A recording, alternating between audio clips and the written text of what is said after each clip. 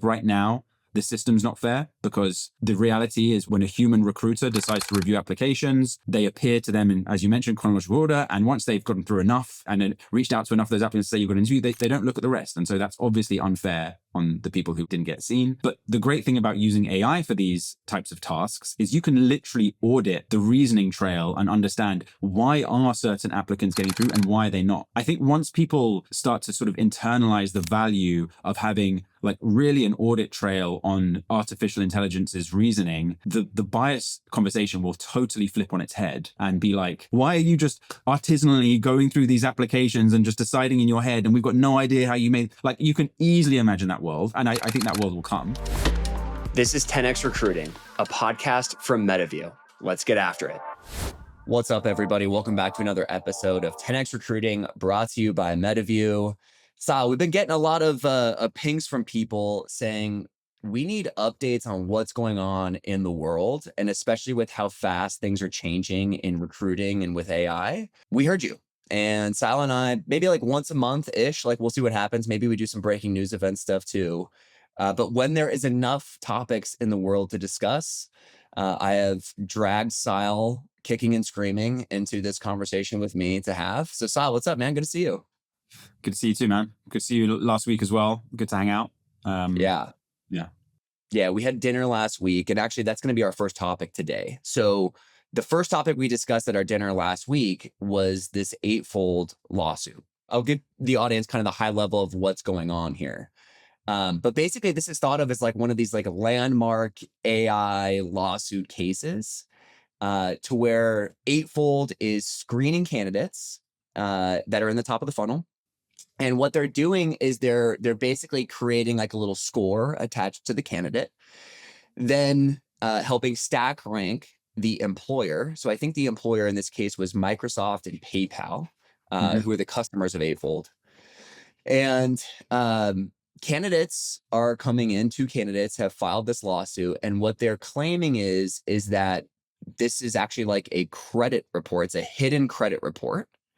And so they're claiming that because it's under the credit report law, that they deserve to be notified when a report is being created, that they must obtain consent before generating the score, that candidates should be allowed to see their profile and the score, and finally provide a way to dispute incorrect or inaccurate data. So Sal, what's your take on like this case and like all of this AI legislation? I think people have been predicting that's finally starting to come. They have been predicting it, but I still think this is like a little bit of a left field, just given the sort of the actual vector of the shape of the legal complaint. It's not one that sort of people were speaking about. I think what a lot of people, and frankly, what I've spent a lot of time thinking about as well, is more how does AI help with, or is it like, does it hinder our sort of goal to be, fair and objective in how we hire, which is not really the point that these folks are making, which is why it's really like especially interesting. The point they're making is this is a credit report, and therefore we have certain rights to that information and that sort of thing. So yeah, it was like, I mean, obviously not a lawyer. It was unintuitive to me, the sort of the idea that this would be seen as a credit report. And, I'm very AI pilled. I believe it's going to, move the world forward in very, very important ways.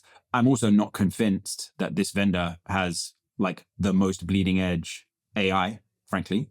So I don't know enough about their technology to understand, what is this? Was there anything sort of that we would look at as maybe not the way that we would recommend doing it? But anyway, just to focus on the actual, the case itself, it feels a little bit, it's surprising. It's an unintuitive approach that they're taking. It's going to be super interesting to see where it lands.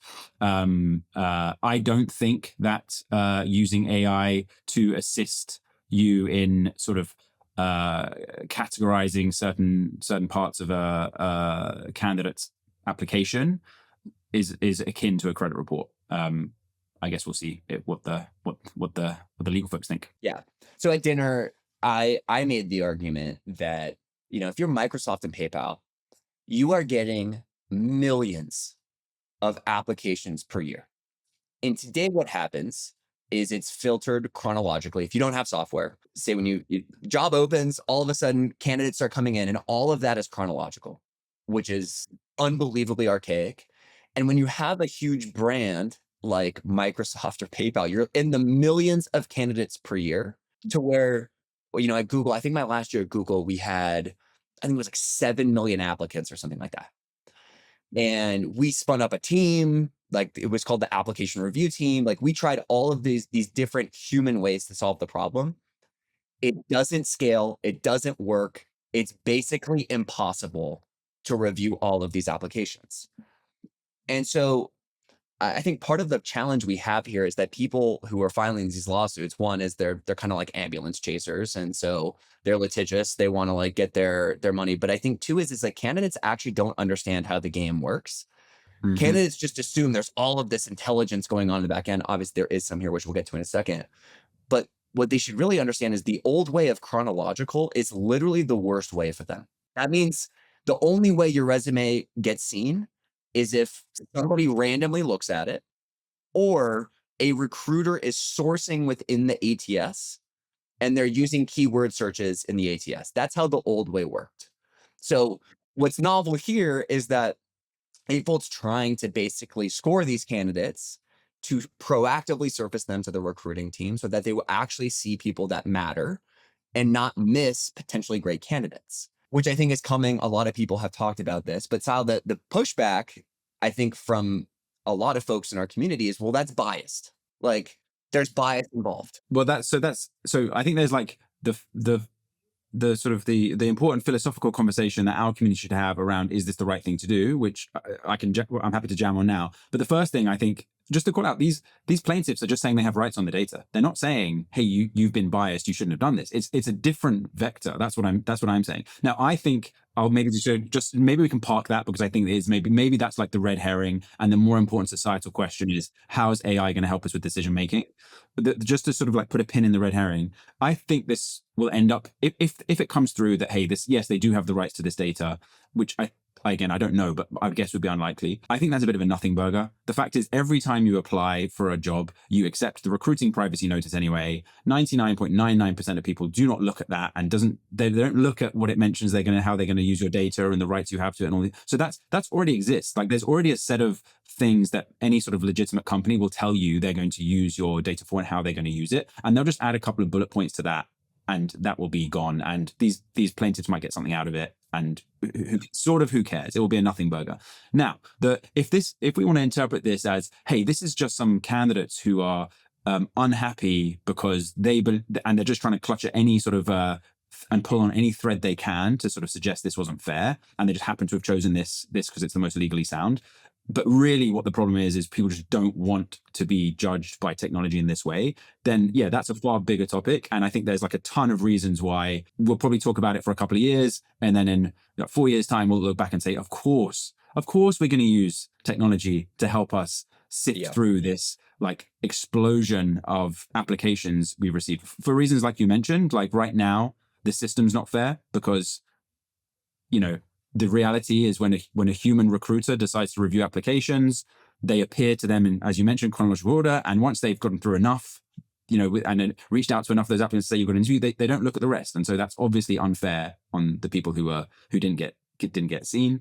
It's also unfair because you don't have, if I'm the let's say the manager of that recruiter, I don't have a window into that recruiter's thought process. So they can tell me they didn't exhibit any bias in how they reviewed applications, and I of course will take them at their word.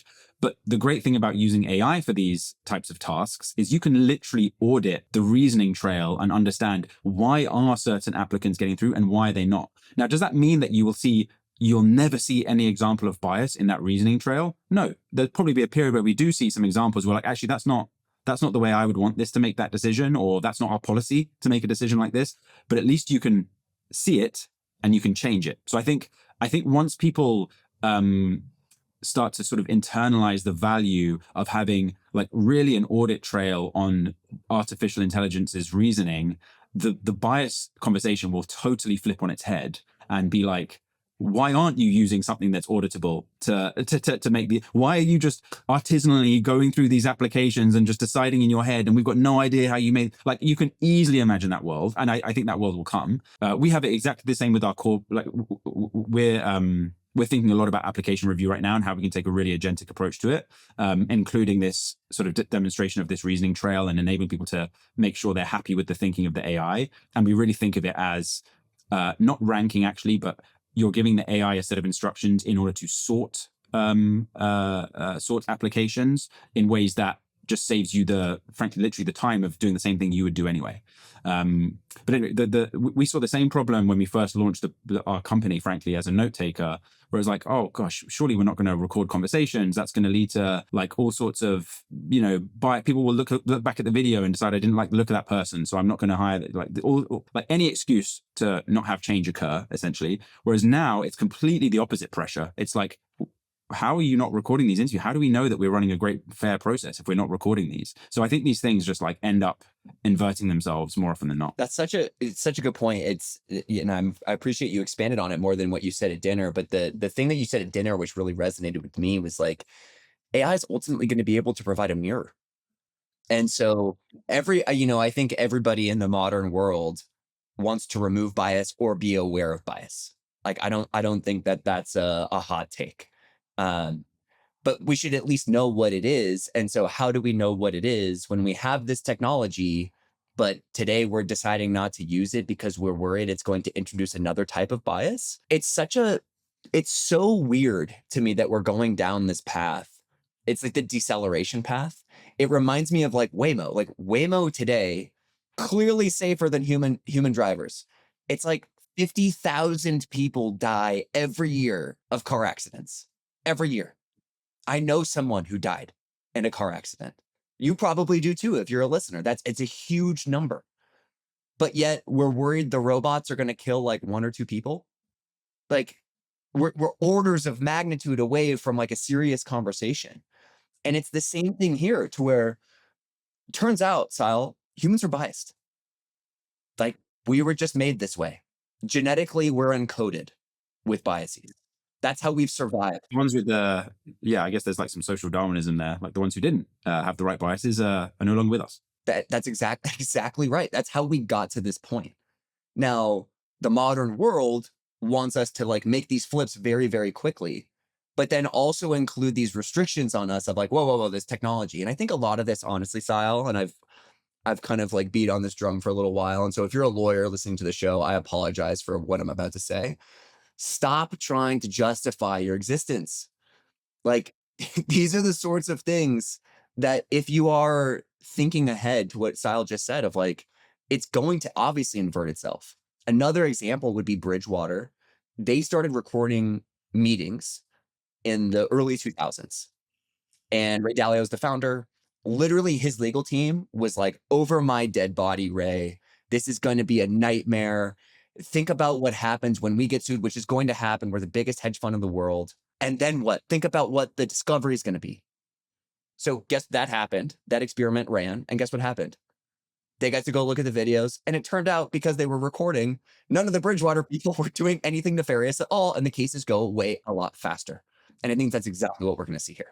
I agree. Maybe two sort of like one thing to sort of like punctuate your point, and then one just just to make sure we're, due process matters. So, let's not forget about that. To punctuate your point, I just think if you challenged me to make the case for AI application reviews being, or at least AI assisted application reviews being more fair than human application reviews, I think it'll be a very easy case to make. There's sort of 3 key points. One, most applications don't get reviewed at all by anything. So like, clearly doing it with AI is better than no one looking at it at all. So that's like point number 1.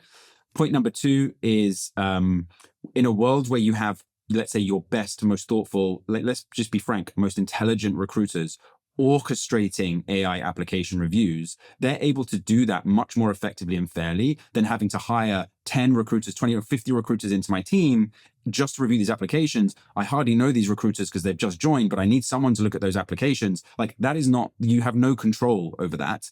And then the third piece is, as we mentioned, if you do have the sort of the wherewithal to go and look through applications, in reality, you're skimming them so incredibly quickly anyway that, you know, you can, if you want to, you could mirror that behavior. But actually the economics of it will be, or the physics of it, frankly, will be, hey, I'm happy to spend half an hour, an hour training in AI on what I look for in applications so that I never have to look at, you know, 50,000 of them again. And that's just better for the whole world. So that's like me punctuating your point.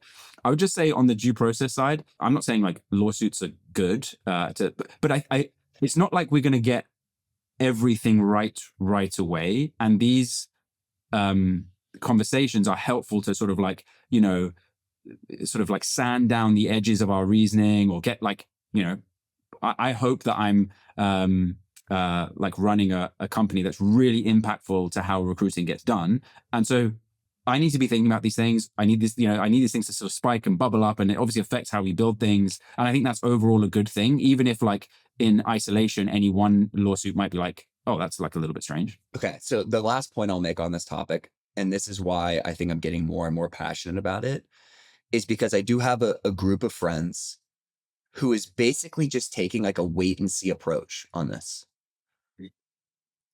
And they're basically like, nope, we're not gonna use any of the software right now. We're not gonna innovate. We're just gonna wait to see how these lawsuits play out, because they're obviously coming. And when I push them and I'm like, why? What they tend to say is like, our legal team is very conservative. We have a big brand. We don't want to risk our brand reputation with one of these lawsuits. So, Sal, you're selling. Don't worry. Don't worry. That's what capitalism solves for. So you're good. These companies will not gain the advantages that their competitors are, and they will become irrelevant. So don't worry. You're good. That's a great take. All right. I love that. All right. Second topic. So there was some drama over the weekend. I sent Sal, I think, 75 tweets on this topic with regards to thinking machines and OpenAI. Yeah. You love that gossip. You love this gossip, don't you? You're a gossip guy. I have a lot. Okay, we'll get into this. Yes, gossip guy for sure, but also I feel like I'm on the pulse of the things that matter and that people are intrigued by. And I think this topic is very intriguing for a number of reasons. If you've been living under a rock, to catch you up, Mira Muratai was the CTO at OpenAI. She left to go found a company called Thinking Machines. She brought a couple of OpenAI people with her, early OpenAI people with her as founders. Over the weekend, we found out that Mira had terminated a couple of those people. It sounds like from what we saw on Twitter that Barrett Zoff, who is the CTO, was terminated to unethical conduct. Then there was like a little bit of like Twitter swirl. And essentially what happened was that there was a relationship inside of the business between Barrett and another, what it appears to be is a colleague lower into the org. He came back and started having conversations with OpenAI at this time because Mira wasn't happy. And then ultimately Barrett and a couple of other folks end up going back to OpenAI. So Sal, what is your take on the this like love triangle and OpenAI thinking machines topic? So there's two like interesting angles, I guess. One is sort of like the HRE, like, hey, what do we think about relationships at work, I guess.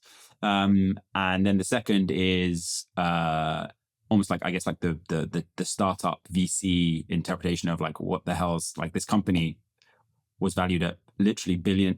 They raised like 2 billion or something, having just started and had no product or something crazy like this. And now obviously, $50 billion valuation, which is, you know, I mean, I guess it's obvious, but just to be clear, more than most public companies are valued at. Like, this is a very highly valued asset.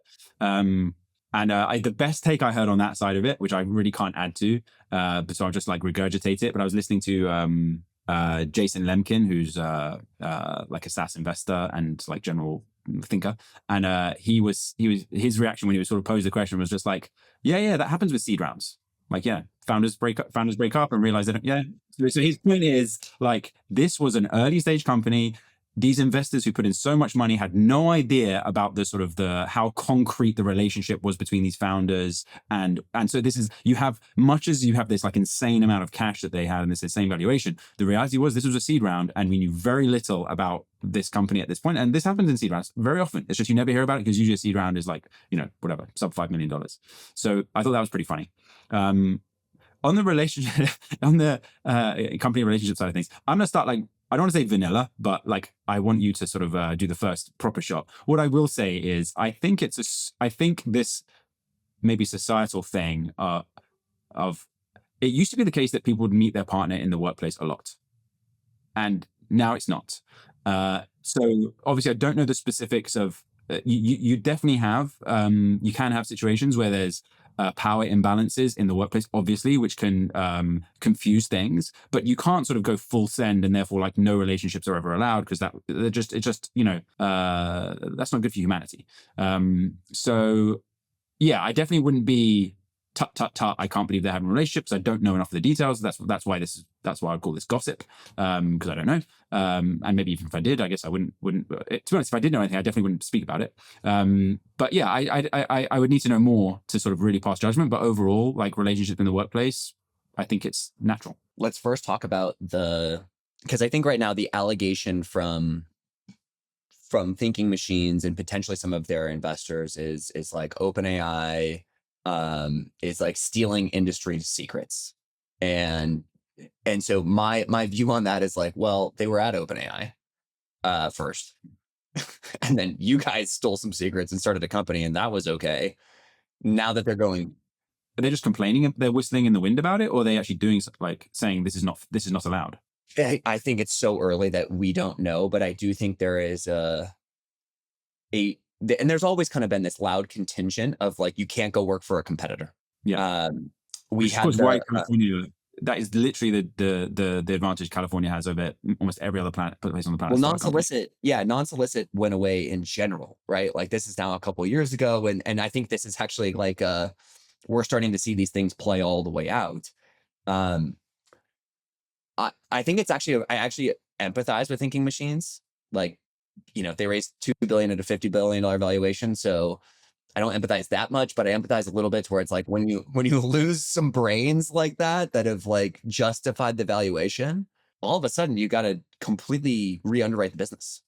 And it's like, that is now a completely different business with a completely different valuation without those three people in the building. So I get it. I love Lemkin's point, and I hadn't seen that, but that's exactly right, which is like, this is what happens at seed companies. And typically as you go along, a lot of things end up surfacing, which is like, one, you become so financially motivated that you can't leave. And then two, like in all relationships, there is no substitute for time. And so as time goes on, you and Shahrar have been working together for 7 years? Yeah. Like, you can't fast forward that. No. There is no such thing.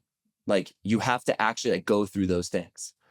So I do think it is it's a tough situation for if you're an employee at that company and you took a bet, because now like it's got to be re-underwritten. But I think that's part of the game, and like talent, especially in today's market, is mobile, very, very mobile. And come on, like no one at that company. I feel sorry for like anyone who's in the arena trying to make shit happen and is having a tough. I feel for them, but like especially frankly, the employees of that company, I wouldn't be worried about at all. They're like clearly going to do totally fine. And I don't know.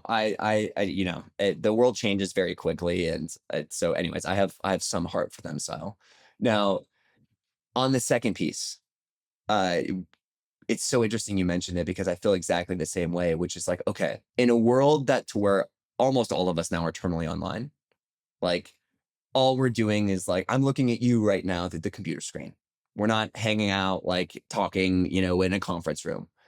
Increasingly, there is more of this. How are you supposed to meet somebody? Especially when you spend the majority of your time at work. What are you supposed to do? And by the way, I was a former chief people officer. I have experienced this in multiple roles at multiple companies.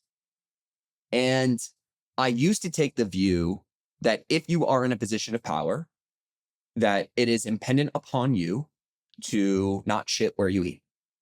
And that's on you. Like, and if you do that, you are now accepting some risk, which is potentially losing your job. I've sat with this more and thought about this more, and I'm thinking about like, what are people supposed to do here? And this is where I do think it's like very nuanced and very tough. But the reality is if you have two consenting adults and there isn't a power imbalance, like, what are people supposed to do? Like, I met my wife in high school. You know what I mean? If it wasn't for her playing softball, me playing baseball, never would have met her. 16 But years now. you just speaking on, you said that without a power, I think without a power imbalance, surely that's like non-controversial. I think it's when there is a power imbalance. Right? No, because it's no. It's all controversial. So here's an example. Say the chief people officer ends up getting with a AE. Okay. Completely but just different. on, this is a strange story because you used to be a chief people officer. So yes, not me. This is not been 100% faithful. Go through the archives. It's a chief people officer at Carter. So CPO might be a bad example because you do kind of see everyone's performance. Like maybe we have to ban, but regardless, say it's the CTO and an AE. There is still a power imbalance, even though they're in different orgs. And so are we saying now that actually only intimate relationships can be peer relationships? And then I still think there's like weirdness. So man, I don't know. I think if you are in one of these situations, the first thing you need to do, like before anything ever happens, is like you need to like talk to your HR team and ask them what their policy is on this, sadly. Because if you are in a position of power, you're going to get terminated. More oftentimes than not, you're going to get terminated, which sounds like what happened at Thinking Machines. No, I don't agree. I don't think that's what happened most of the time, but maybe you know way more about this than me. So you can definitely educate me. My guess is that was like dirt. That was mud thrown. Like that's mud thrown to save What does that face. So Thinking Machines lose some of their top talent. It's a bad look to lose your top talent. You try and make it look like these people showed up at the big, like OpenAI like the next day. So you just try and make it look like there was some good reason why they're not appropriate for this company, as opposed to the fact is they wanted to go. That's an interesting take. I thought that was what everyone thought. I must be in a bubble over here. No, maybe I didn't go deep down these the comments and the. No, nor have I. I just thought that was the obvious. To me, that was the obvious conclusion. Hey, these people have gone. They've gone. Not working out at Thinking Machines. Don't know what products you're working on. They've gone back to OpenAI. That's embarrassing. Well, I do have some doubt on them, so I'm going to throw it out there as the reason. That's Yeah, but you wouldn't throw that out there if it wasn't true. Yeah, it's true. So I think that I think it's easy. I think it's a delicate balance, and it's easy to accuse. There could have been something. It both can be true, right? That can be the reason for that information coming to the surface, that people were unhappy that these people were leaving, and also you can think it's behavior that you don't approve of. Like those are probably both true. I know of a company that had multiple founders, and very well known company. One of the founders engaged in an intimate relationship with somebody very low on the org chart. People found out. It became office gossip. That company then went and had a conversation with the person who engaged in it. It was like two consenting adults. Then they go and they talk to the board about it. And the board is basically like, make this go away and get that founder out of here. So I actually think there is quite a bit of, there's a concern that can metastasize. Inside of a company. It can become a distraction. And obviously, you can see it. You can see how people gossip. It's like high school. I mean, everything is really just high school all over again as we continue to live.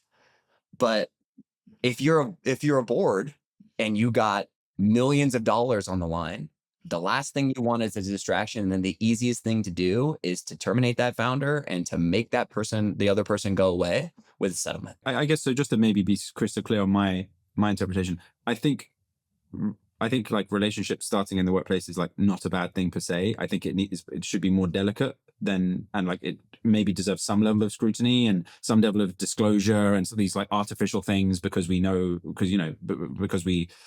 can be there can be other things at play. And I would say it's especially if there's a power imbalance, is to be avoided. If you like, it's not optimal. It's not what you should be aiming for. It's not like but I think if there's a world where literally, if you believe in like chemistry and love and stuff, then and that occurs, then I don't think it's like a straight, not like literally this is not allowed type situation. Interesting. Yeah. I mean, I just think that the logical next step, if you play out what happens, is more people find out. And when more people find out, more people talk. And when people are talking about that versus their OKRs, it's annoying. That's why it's to be avoided, for sure. And maybe at that point, when you're really trying to build a big business, you as maybe that emerging couple take a position like, we shouldn't both be here. We want to have a relationship. Why don't we think? But then, I guess that's why the power imbalance is so painful, because of course the junior person is the one who's going to have to leave. Yeah. Not all the time. No, not necessarily. I mean, it depends. But anyways, I do think it's like one of those things that, as where do you meet people? Like, you meet people in school, you meet people at the gym. That's it. Then you meet people at work.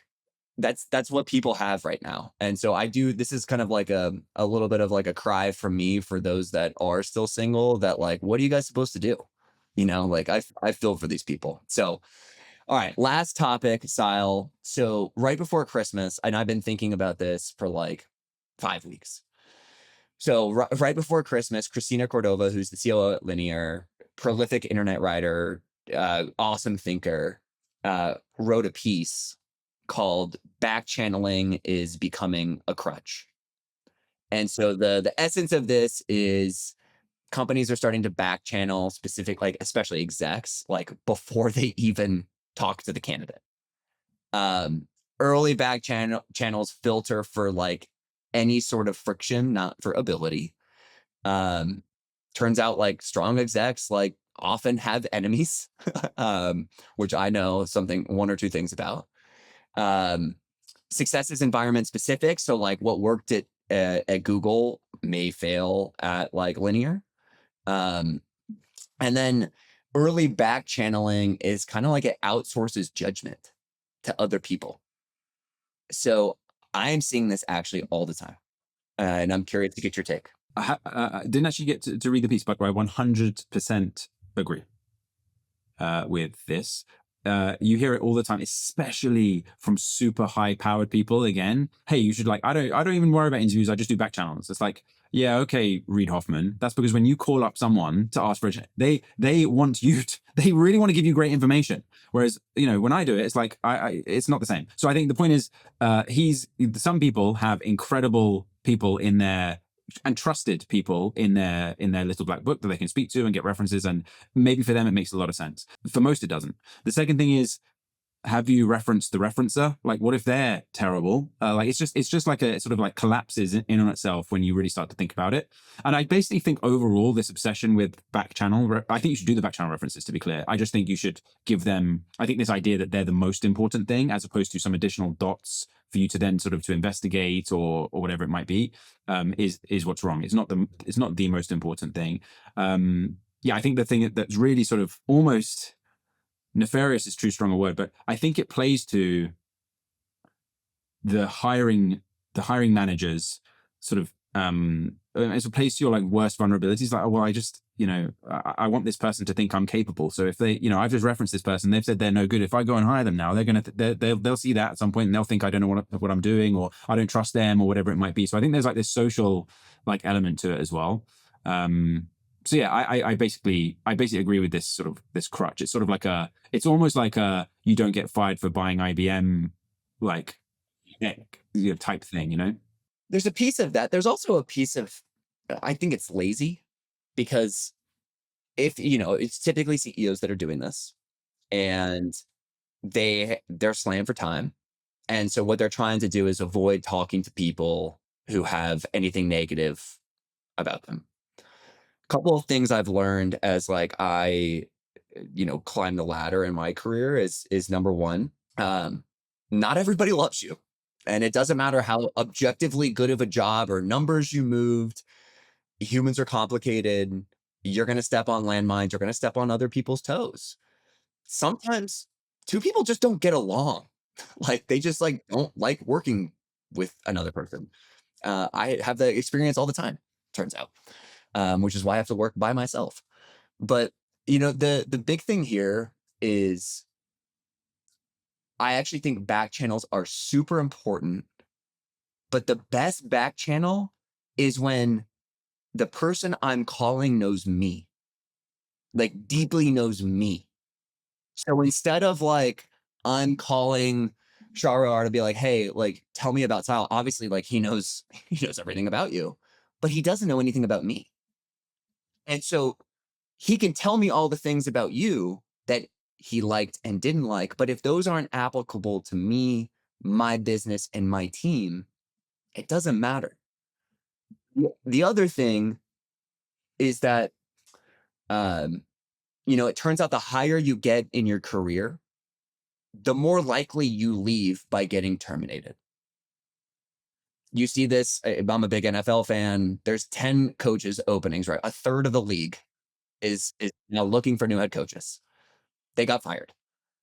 And so if you just think about it as like, oh, executive got fired equals bad, which is actually like my 7-year-old was like, oh, daddy, like he got fired. Oh my gosh. And I'm like, buddy, that's just the way that the world works when you get to that, like that big of a job, is oftentimes that is the way that you leave.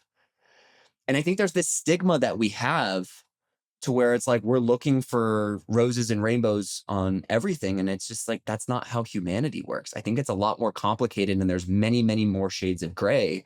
But you run into these founders who don't want negative feedback on somebody, they don't want blemishes. And it's just not how humans work. That's my take. Yeah, I mean, basically, if you get a negative reference, you've got a slightly bigger decision to make, and you need, whatever it is, the wherewithal to make that big decision. And the easier one, of course, is to go with like sort of almost vanilla, go with the reference. Yeah, we've hired people who we're very happy with, whom we've had, a lot of it is also how you run the reference, of course. Like if you want to sort of, do you run it to elicit? I think you can't just completely sort of blame, and I know you're not, you can't completely blame the person giving the reference. Like they're going to say whatever, they're going to ask your questions basically. And so you got to ask good questions that are relevant, that sort of almost contextualize the candidate for your organization. But yeah, my overall take just on that whole like becoming a bit of a crutch and people overstating them, I think is real for sure. Which doesn't mean they're not important. It doesn't mean they're not important. It doesn't mean you shouldn't do them. It's just the sort of the amount of gravity that they have. Well, also to your point, how you run them is the thing. So when you run a back channel, especially on an executive, you should expect to hear good things and not good things, especially if you're running them the right way and you're asking good questions. The question is what happens when you hear something that can be perceived as a yellow or red flag? What do you do? And I think what a lot of people do is they go, uh-oh, like that's bad. And then they look for other people to say similar things. And then they start to create a pattern and a map in their head of this person has this big, big red flag that doesn't work. What I prefer to do is actually like before the referencing process starts is to tell the candidate, we're going to run references. We're going to ask you for references and we're going to do back channels. I would love to know like who you think I shouldn't reach out to and why. And then when I go through the referencing process, like I don't tell them who I talk to, but I talk to a lot of people. And then when I hear concerns, I will come back and ask the person about the thing. It feels like such an obvious like thing to do that people skip. And that's the piece to me that's like, I don't understand why. It's like, if you're going to be working with this person, you're going to have awkward and hard conversations all the time. Like, turns out that's life. That's every deep relationship you have, of which we have the most at work. And so I actually I think it builds trust with the person when you come back and say, hey, I heard this thing. What's your take on it? How should I think about that? And then just let them talk.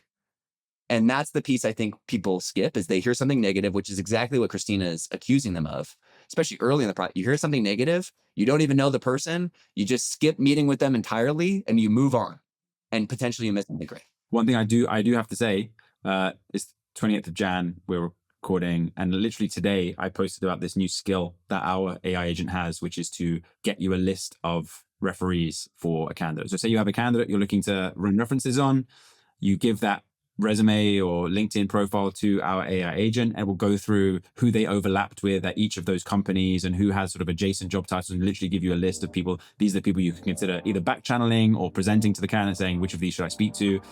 So yeah, we've got a pretty cool skill that our AI agent has there. That's sick. After this call, you got to show me how to use that, because I need that like every day in my job. We'll do Sick. it. All right, everybody. Have a good day. Thanks for your time. Peace.